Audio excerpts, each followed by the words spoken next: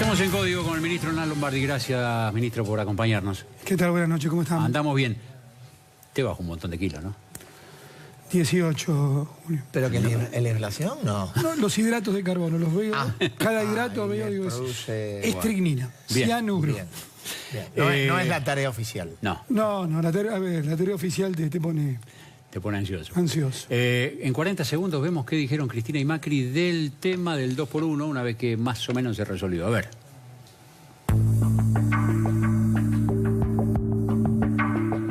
Sigo sosteniendo que los derechos humanos no son ni de izquierda ni de derecha y que realmente por la calle puedan caminar gente que violó, torturó, desapareció chicos, tiró gente al mar. A mí la verdad que no me entra en la cabeza. No me entra en la cabeza y no me entra en la cabeza aquella gente que puede apoyar eso. Felicitar al Congreso de la Nación por la celeridad con que comenzó a resolver el tema del vacío legal que había dejado esta desafortunada ley del 2x1.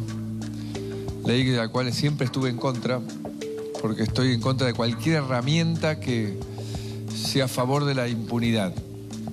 Y más aún cuando esa herramienta se quiere aplicar para delitos de lesa humanidad. Sucedía esto en un extraño momento de consenso en la sociedad argentina y en la política argentina, por la cual con casi, salvo un diputado, todos diputados y senadores votaron a favor de la limitación y la aclaración acerca del 2x1, ¿no? Y el gobierno, ¿te cree que cierra el ciclo de conflicto político que le causó esto con esto que dice el presidente? Yo creo que uno de los puntos de acuerdo que tiene la Argentina, la moderna democracia argentina después del 83, es el nunca más. Y el nunca más, periódicamente durante estos años, del 83 a la fecha, se ha expresado contundentemente reiteradas veces. Y creo que fue una muestra de alivio. Yo creo que todos el miércoles, cuando se vio la contundencia de la votación, bueno, primero en diputados, salvo un diputado que es marginal, evidentemente, y la unanimidad en el Senado. ¿Cuánto hace que no pasaba esto?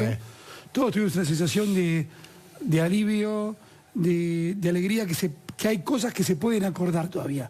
En una Argentina que parece condenada a la división, se pudo acordar un proyecto de ley que modificaba un proyecto de ley, francamente, o una ley, francamente, horrible.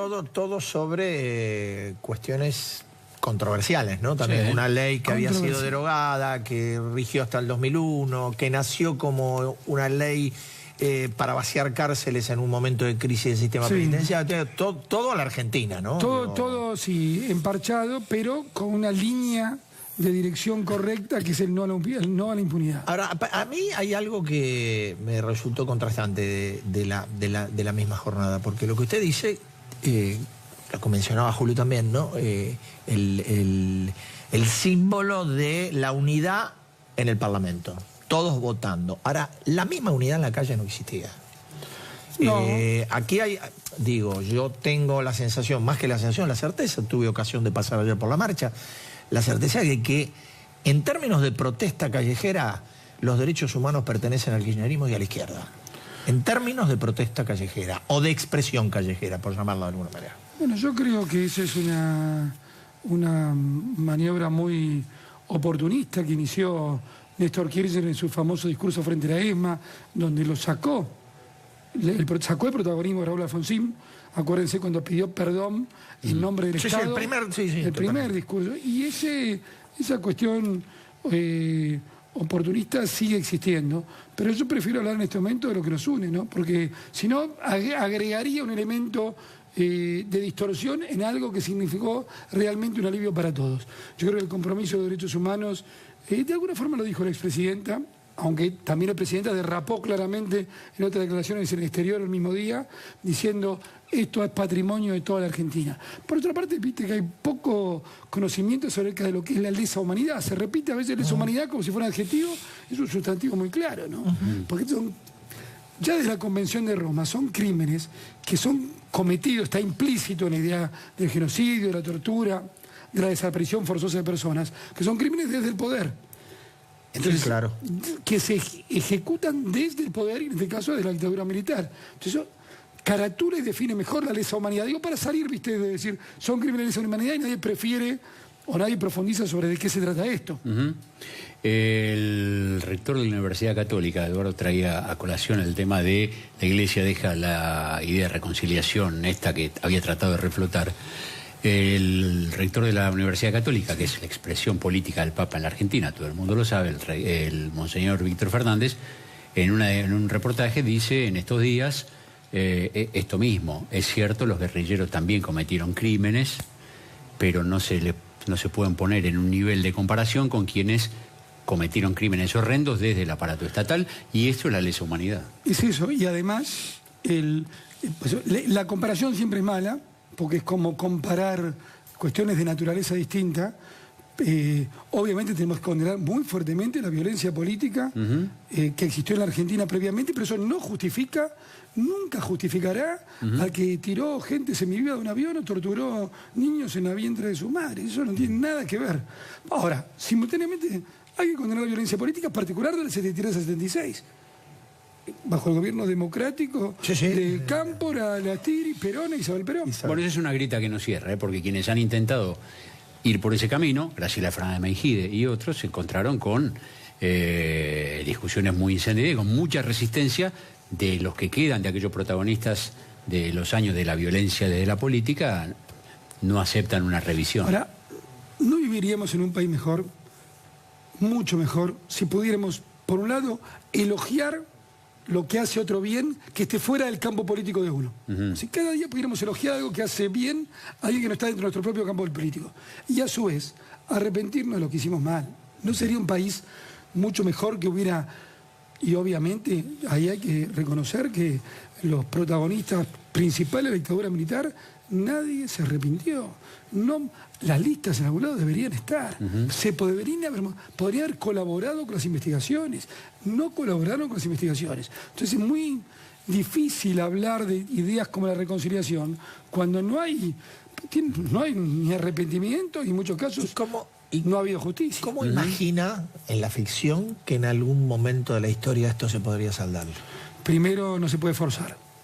Son procesos sociales que no se saldan desde el Estado. Y segundo, profundizando la idea de memoria, verdad y justicia.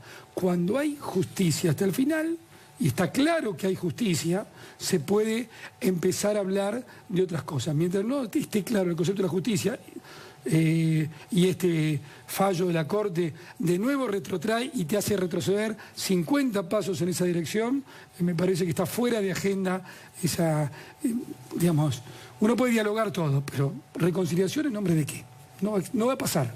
Y está bueno que no pase. Para el imaginario medio, que un dirigente importante, un ministro del gobierno de Cambiemos, de Macri, se exprese en estos términos, suena un poco raro, diciendo, ¿viste de qué partido es? Cambiemos.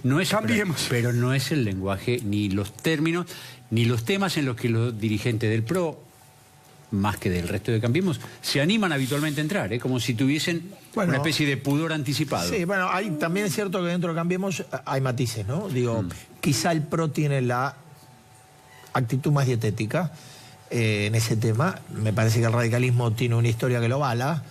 Y bueno, la coalición es Elisa Carrió, no mucho pero más. A su vez se construye, es cierto, pero a su vez se construye un pensamiento, si quiere módico, pero muy vinculado a la realidad, que es un nuevo pensamiento alrededor de Cambiemos, que tiene que ver con esto de miremos el futuro, pero analicemos claramente lo que pasó en el pasado.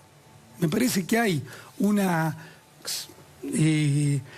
cuestión que tiene que ver, obviamente, con un fuerte pragmatismo, pero sin olvidar que el Estado, y sobre todo la política, siempre tiene un rol en el debate y en la construcción de ideas. Si no hay construcción de ideas, es imposible que exista un gobierno exitoso. Al mismo tiempo que transformamos la realidad, y este es un gobierno que se plantea claramente que los problemas se pueden solucionar.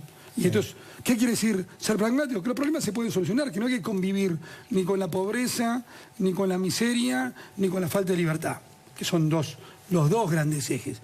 Pero al mismo tiempo, digamos, esto significa una fuerte dosis de pragmatismo, pero a su vez inyectar un cambio cultural en un sentido. Y en este sentido, miremos al futuro claramente, porque el futuro puede ser mejor para todos. quiero decir, un gobierno exitoso también representa un corpus de ideas. Sí, claro. Aunque no se le reconozca. Pero es que es así. Llego acá comentando muy enojado a propósito como ministro de Medios algunas declaraciones de Cristina no tan felices, no sé si en Grecia o en varias, ¿no? Hubo Bélgica, varias. sobre el tema del rol de los medios y la sociedad. A mí me parece ¿Por qué se que disgustó hay, de tanto? nuevo, dentro de estos acuerdos tácitos o explícitos de la democracia argentina, es cuando uno critica afuera hay que tener mucho cuidado. Una cosa es las críticas adentro del país, y cuando uno critica fuera del país, obviamente era buenísimo que se pudieran denunciar a la dictadura en los momentos que estaban conculcados los derechos en Argentina. Pero cuando lo haces en democracia hay que tener más cuidado. La expresidenta no tiene ningún cuidado, dice cosas, digamos, que era lo que particularmente me parece que totalmente desafortunado. Son declaraciones de Cristina Fernández desafortunadas con la legitimidad del presidente Macri. Sí. Y habla de estafa electoral. Cuando vos hablas de estafa electoral y de falta de legitimidad en un contexto donde no todos tienen por qué saber la verdad de la Argentina, está poniendo en duda muchas cosas. Y yo creo que es la continuidad en su pensamiento, que no le quiso dar el bastón de mando al presidente, de sus seguidores que dicen Macri basura, vos sos la dictadura. Entonces hay un pensamiento ahí realmente estrambótico y poco constructivo, no solo hacia el gobierno de Cambiemos. Porque pues, agrega otra cosa que es también preocupante: la sociedad no entiende. La sociedad no puede entender porque está intoxicada por los medios. Claro, no entiende, no sabe interpretar lo que hay detrás de las noticias. Esa fue la frase que dijo. Y además, la generación, este caso se refiere a la generación de ella, entendía más porque leíamos más. Una afirmación muy despectiva hacia las nuevas generaciones, con lo cual está bueno opinar. Yo no creo Nunca participaré de la idea de que porque o sos viejo sos peor o porque sos joven es mejor. Me parece una idea simplificadora. Pero estigmatizar a una generación entera porque no lee y porque no entiende, me parece que son pensamientos muy contrapuestos además con lo que pasaba ayer. Porque mientras por unanimidad, insisto, salvo un diputado, se votaba una ley que sacó de la zozobra que vivimos una semana en términos de impunidad, la expresidenta decía estas cuestiones francamente alarmantes en el exterior, que lo hace doblemente más grave. La verdad que de todos modos, decir que la gente no entiende lo que pasa, es apelar a que venga algún papá o mamá superior que te explique todo. Yo pensé que la sociedad de eso ya está. Bueno, pero además, se llama dividir por jóvenes o viejos. La mitad del padrón electoral en la Argentina, afortunadamente, tiene 30 años o menos. A menos que pensemos que la mitad es boba y sigue... Pero aparte lo que le viene por el telefonito. De nuevo, Julio te pone en una situación de iluminados que enseñan. Nosotros preferimos, dentro de este cuerpo de ideas que hablábamos, de Cambiemos, nosotros vamos a preferir el diálogo al monólogo. Preferimos la construcción colectiva a alguien que nos señale con el dedito y diga, vos sabés, vos no sabés. Usted está apuntando a una de las raíces de la grieta culturales y una raíz cultural del peronismo. El peronismo siempre ha tenido liderazgos providenciales o los ha querido tener. No, y además...